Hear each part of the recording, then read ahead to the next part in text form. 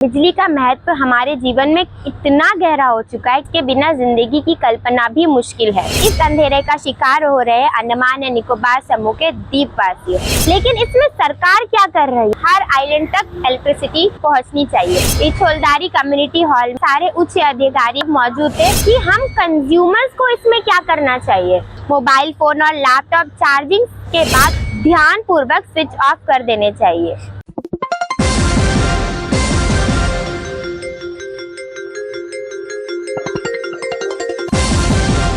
Welcome to Marwadi University, one of the India's fastest growing university. We have students from almost 55 countries. Marwadi offers more than 45 programs, more than 12,000 plus students and 120 PhD faculties, Guinness awarded library, dedicated 4 acres ground of sports. We have a 13-floor hostel facilities with the lift and AC, non-AC. More than 5,000 plus students are staying full-time residents with Marwadi University. More than 500 plus companies is a hub of placement. Start filling your application. See you at Marwadi University.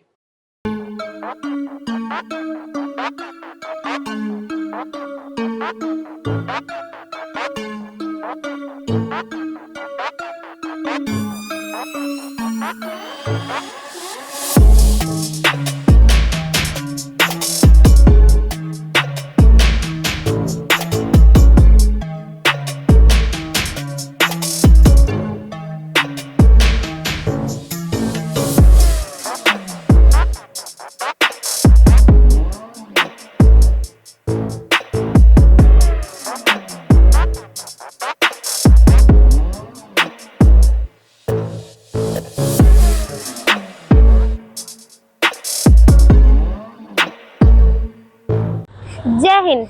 मैं नशरीन news Andaman 24/7 में आप सभी का स्वागत करती हूँ। आज के युग में बिजली का महत्व हमारे जीवन में इतना गहरा हो चुका है कि उसके बिना जिंदगी की कल्पना भी मुश्किल है। बिजली सिर्फ एक सुविधा नहीं बल्कि आज के समय में हर एक इंसान की आवश्यक जरूरत बनता जाता है।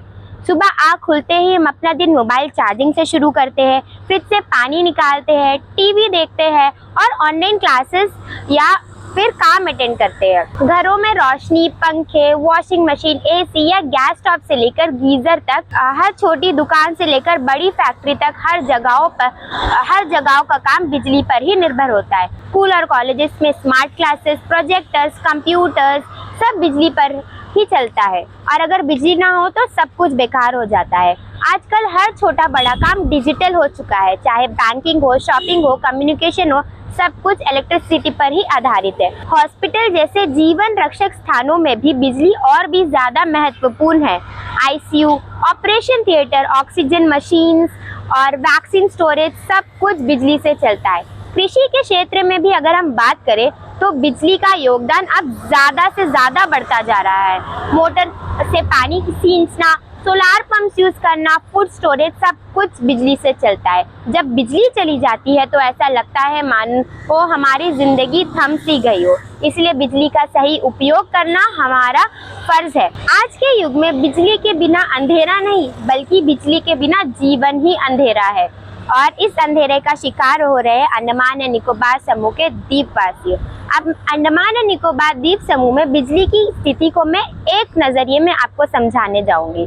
अंडमान एंड निकोबार आइलैंड, जैसे कि आप सभी जानते हैं कि एक दूर दराज समुद्री का क्षेत्र है जहां पर मेनलैंड भारत से अलग होने के कारण बिजली की व्यवस्था में एक कहीं चैलेंजेस होते हैं। जैसे अब मैं बताऊंगी कि बिजली की मेन सोर्सेज क्या है जिसकी वजह से अंडमान एंड निकोबार आइलैंड में बिजली मिलती है। ज्यादातर बिजली यहाँ डीजल जनरेटर से बनाई जाती है। कुछ जगहों पर सोलार एनर्जी या विंड एनर्जी का भी उपयोग हो रहा है, लेकिन आज भी डीजल पर निर्भरता बहुत ज्यादा है। यहाँ के जो द्वीपवासी है वो क्या क्या प्रॉब्लम्स फेस कर रहे हैं। कई बार बिजली चली जाती है, स्पेशली रिमोट आइलैंड्स में वोल्टेज फ्लक्चुएशन का इशू भी बहुत ज़्यादा है जिसके कारण अक्सर इलेक्ट्रॉनिक आइटम्स खराब हो जाते हैं। बारिश के मौसम में तो फिर हाल ही ना पूछे, पावर कट्स और भी ज्यादा बढ़ जाते हैं। लेकिन इसमें सरकार क्या कर रही है, ऐसे क्या फैसले हैं जिसको सरकार ने लिए ताकि ये बिजली से बढ़ती समस्या पर कुछ कंट्रोल ला सके। रिन्यूएबल एनर्जी जैसे सोलार प्लांट्स इंस्टॉल किए जा रहे हैं, माइक्रोग्रिड्स और हाइब्रिड पावर सिस्टम भी बनाए जा रहे हैं। लोकल लेवल पर एनर्जी सेविंग के लिए अवेयरनेस कैंप भी लगाया जा रहा है। लेकिन लोगों की इसमें क्या क्या डिमांड्स है, लोग क्या डिमांड कर रहे हैं कि उन्हें बिजली से रिलेटेड क्या क्या चीज़ चाहिए। पहली बात, 24/7 उन्हें बिजली चाहिए, वो भी बिना पावर कट के। सस्ते दाम पर इलेक्ट्रिसिटी चाहिए, और तो और हर आइलैंड तक इलेक्ट्रिसिटी यानी बिजली पहुंचनी चाहिए। अब हम बात करेंगे कि फ्यूचर में इलेक्ट्रिसिटी को लेकर क्या हो सकता है। अगर सोलार और विंड एनर्जी का उपयोग बढ़ाया जाए तो अंडमान एक ग्रीन मॉडल बन सकता है, जहां एनवायरनमेंट भी सेफ रहेगा और लोगों तक रिलायबल इलेक्ट्रिसिटी भी मिलेगी। हाँ, अंडमान और निकोबार आइलैंड में सोलार एनर्जी को स्टोर करने के लिए कुछ हद तक बैकअप सिस्टम अवेलेबल है, लेकिन अभी भी लिमिटेड स्केल पर ही है। ये सारी बातों में अगर हम ध्यान दें तो जल्द ही बिजली की समस्या से हम मुक्त हो सकेंगे। आपने हमारे चैनल में देखा कि किस तरह से एक बैठक रखी गई थी इछोलदारी कम्युनिटी हॉल में, जहां सारे उच्च अधिकारी, डायरेक्टरेट ऑफ स्पोर्ट्स, जिला अध्यक्ष सब मौजूद थे और उन्होंने बिजली से बड़ी समस्या पर बातें की और कई बातों को लेकर उन्होंने आश्वासन भी दिया कि जल्द से जल्द इन सारी समस्याओं का समाधान निकाला जाएगा। लेकिन अब बात आती यहाँ है कि हम कंज्यूमर्स को इसमें क्या करना चाहिए। तो अब हम बात करेंगे कि बिजली बचाने के लिए सबसे पहला कदम है कि हमें उन उपकरणों का समय पर और समझदारी से उपयोग करना होगा। जब किसी कमरे से हम बाहर जाते हैं तो लाइट, फैन और टीवी को तुरंत बंद कर देना चाहिए। पुराने बल्ब की जगह एलईडी बल्ब का इस्तेमाल करें। सीएफएल लाइट्स लगानी चाहिए जो कम बिजली में ज़्यादा रोशनी देती है। घर के रेफ्रिजरेटर, एसी, वॉशिंग मशीन जैसे उपकरण हमेशा एनर्जी एफिशिएंट स्टार रिलेटेड होने चाहिए जो बिजली की बचत में मदद कर सके।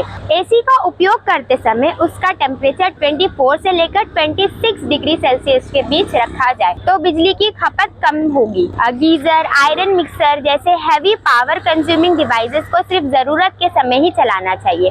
मोबाइल फोन और लैपटॉप चार्जिंग के बाद उनके चार्जर को ध्यानपूर्वक स्विच ऑफ कर देने चाहिए, क्योंकि ये स्टैंड बाई मोड में भी बिजली कंज्यूम करते हैं।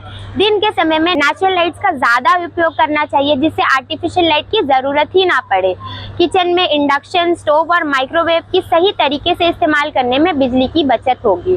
सबसे ज़रूरी बात यह है कि हमें बच्चों और परिवार के सारे सदस्यों को बिजली बचाने की आदत डालनी चाहिए, आदत सीखनी चाहिए, जिससे पूरा समाज एक योगदान दे सके। आज अगर हम सब मिलकर बिजली बचाएंगे तो सिर्फ अपने भविष्य को नहीं सुरक्षित करेंगे, बल्कि पर्यावरण को भी बेहतर बना सकेंगे। अगर आपको हमारा आज का ये एपिसोड ज्ञानवर्धक व सूचनात्मक लगे तो लाइक, शेयर जरूर करें और कमेंट सेक्शन में बिजली से रिलेटेड अगर कुछ भी समस्याएं हैं तो उनकी राय देना ना भूलें। कैमरा पर्सन आफ्ताब के साथ मैं नशीन, न्यूज़ अंडमान 24/7 से। जय हिंद।